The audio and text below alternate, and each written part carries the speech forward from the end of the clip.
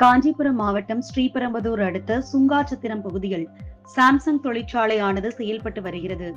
இந்த தொழிற்சாலையில் 1000க்கும் மேற்பட்ட நிரந்தர பணியாளர்கள் பணியமர்ந்து பணி செய்து வருகின்றனர். இந்த நிலையில் CITU தொழிற்சங்கத்தை அங்கீகரிக்க வேண்டுமென பல கட்ட போராட்டங்கள் மத்தியில் CIT தொழிற்சங்கத்தினை அங்கீகரித்து பணியில் ஈடுபட்டு வந்தனர். இதற்கிடையே தொழிற்சாலை நிர்வாகமானது CIT தொழிற்சங்கத்தில் இருந்து விலகி மற்றொரு தனி யூனியனில் சேர வேண்டுமென பல்வேறு கட்ட நிபந்தனைகளை தொழிலாளர்கள் மத்தியில் திணித்ததாக கூறப்படுகிறது. இது குறித்து தொழிலாளர்கள் ஒன்றாக சேர்ந்து தொழிற்சாலையில் உள்ள தலைமை நிர்வாகிகளை காண முற்பட்டு உள்ளனர். இதனை காரணத்தை காட்டி தொழிற்சாலை நிர்வாகமானது பணியின் போது எவ்வித அனுமதியின்றி நிர்வாகத்தை காண முற்பட்டது என்று கூறி 3 பணியாளர்களை பணியிடை நீக்கம் செய்தது. இதனால் சக ஊழியர்கள் 3 நபரும் மீண்டும் பணியமர்த்த வேண்டும் என வலியுறுத்தி தொடர்ந்து தொழிற்சாலை வளாகத்துக்குள் 16 நாட்களாக உள்ளிருப்பு போராட்டத்தில் ஈடுபட்டு வந்தனர்.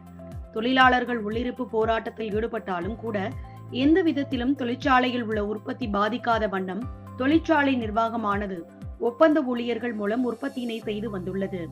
இதனால் தொழிலாளர்கள் தங்களுக்கு எந்த முடிவும் எடுக்காமல் சட்டவிரோதமாக உற்பத்தியினை செய்து வருகிறார்கள் என்று கூறி உற்பத்தி பிரிவிற்கு சென்று உற்பத்தி செய்யக்கூடிய பொருட்களை தடுத்து நிறுத்தி உள்ளனர். இச்சம்பவத்தை சுற்றி காட்டி தொழிற்சாலை நிர்வாகமானது மேலும் உள்ளிருப்பு போராட்டத்தில் ஈடுபட்ட 14 தொழிலாளர்களை பணியிடை நீக்கம் செய்து நோட்டீஸை வழங்கியுள்ளது.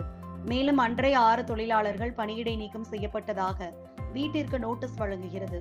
இதனால் மேலும் கொந்தளிப்படைந்த சக தொழிலாளர்கள் உள்ளிருப்பு போராட்டத்தில் இருந்து தொழிற்சாலை வளாகத்தில் இருந்து வெளியேறி காஞ்சிபுரம் வெள்ளகேட் பகுதியில் திறந்த வேளையில் பந்தல் அமைத்து தொடர்ந்து 29 நாட்களாக போராட்டத்தில் ஈடுபட்டு வருகின்றனர்.